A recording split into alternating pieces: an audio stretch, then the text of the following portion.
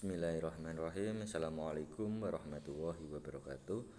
Anak-anakku kelas 6 SD TA Zahra yang saya banggakan.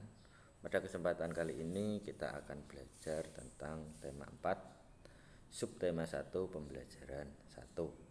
Sebelum kita belajar, mari kita berdoa terlebih dahulu. Semoga apa yang kita pelajari dapat bermanfaat untuk kita, untuk orang lain di dunia maupun di akhirat. Mari kita berdoa dengan membaca suratul Fatihah satu kali. Al-Hadiniyah Al-Fatihah. A'udzubillahi minasyaitonirrajim. Bismillahirrahmanirrahim. Alhamdulillahirabbil alamin. Arrahmanirrahim. Maliki yaumiddin. Iyyaka na'budu wa iyyaka nasta'in. Ihdinas siratal mustaqim. Shiratal ladzina an'amta 'alaihim ghairil maghdubi 'alaihim waladdallin. Amin. Anak-anak semuanya, pada kesempatan kali ini kita akan belajar tentang IPS, Bahasa Indonesia, dan IPA. Langsung aja untuk anak-anak sekalian. Yang pertama tentang IPS, yaitu kerjasama Indonesia dengan negara ASEAN di bidang sosial budaya. Mengaitkan dengan tema 4, yaitu globalisasi.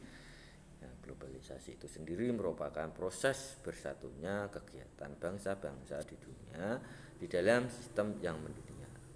Proses globalisasi terjadi karena semakin berkembangnya teknologi, terutama teknologi di bidang komunikasi. Globalisasi memungkinkan beragam produk dari negara lain dapat kita jumpai di Indonesia. Begitupun sebaliknya, produk Indonesia bisa kita jumpai di luar negeri.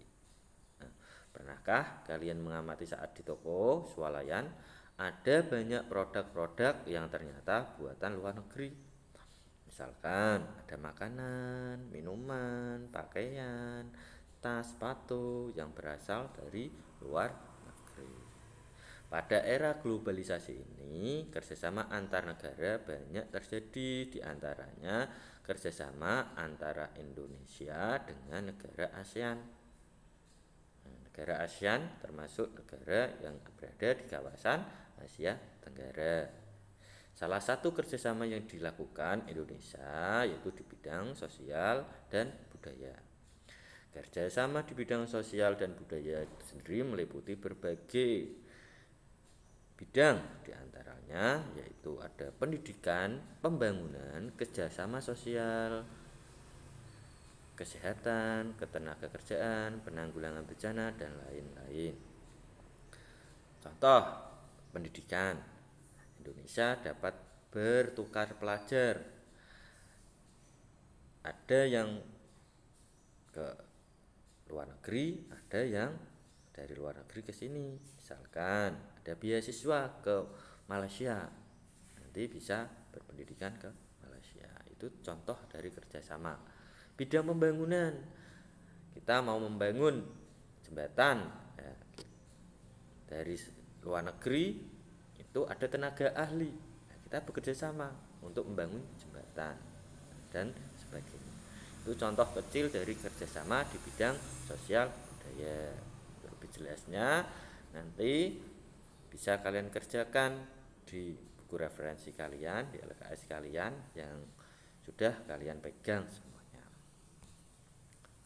Langsung aja untuk anak-anak semuanya, kita ke bahasa Indonesia tentang tes eksplanasi tentang pembangkit listrik. Coba kalian amati lingkungan di sekitar kalian. Hampir semuanya peralatan menggunakan listrik. Ya, hampir semuanya. Dari kipas angin, kulkas, televisi itu menggunakan listrik. HP kalau mati juga dicas dengan listrik. Listrik tersebut tidak mungkin ada dengan sendirinya. Tentunya berasal dari pembangkit listrik. Untuk lebih memahami teks eksplanasi, nah kalian bisa membaca ya, teks eksplanasi tentang pembangkit listrik ya, tes eksplanasi tentang pembangkit listrik mikrohidro yang ada di buku referensi kalian ya. Teks eksplanasi itu sendiri merupakan teks yang menjelaskan tentang proses terjadinya atau terbentuknya suatu fenomena alam atau sosial. Tes eksplanasi ini memiliki 3 ciri utama. Yang pertama, membuat informasi berupa fakta ya, memuat informasi berupa fakta, kenyataan. Yang kedua, berisi informasi yang bersifat keilmuan. Yang ketiga, menjelaskan proses terjadinya fenomena alam atau sosial. Itu yang dinamakan tes eksplanasi. Langsung aja anak-anak untuk yang selanjutnya, yaitu tentang proses menghasilkan energi listrik. Tentunya setelah kalian membaca tes eksplanasi tentang pembangkit listrik, kalian dapat memahami bahwa terdapat komponen utama dalam sebuah pembangkit listrik. Yang pertama yaitu ada turbin, yang kedua ada generator.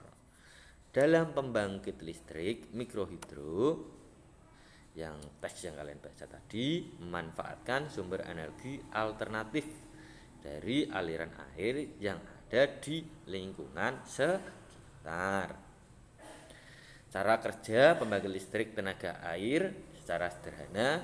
Yang pertama, arus listrik mengenai kincir kemudian memutarnya. Yang kedua, putaran kincir air memutar dinamo.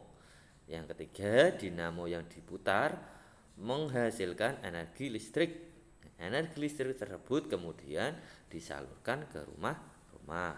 Selain pembangkit listrik tenaga air, sebenarnya masih ada banyak lagi sumber energi listrik yang ada di sekitar kita. Ya, beberapa sumber energi tersebut diantaranya yaitu ada dinamo. Nah, dinamo ini alat untuk menghasilkan energi listrik pada sepeda. Ya, syarat agar kepala dinamo berputar adalah kepala dinamo harus menempel pada roda sepeda.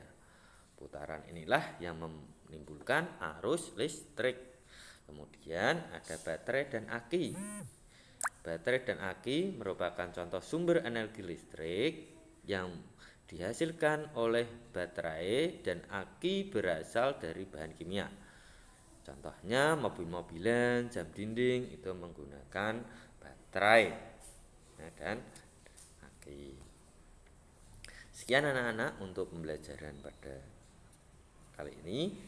Semoga bermanfaat. Silakan nanti untuk buku referensinya, LKS-nya bisa dikerjakan untuk pembelajaran 1. Ya, dikerjakan semuanya. Sekian dari Pak Anam, kurang lebihnya mohon maaf.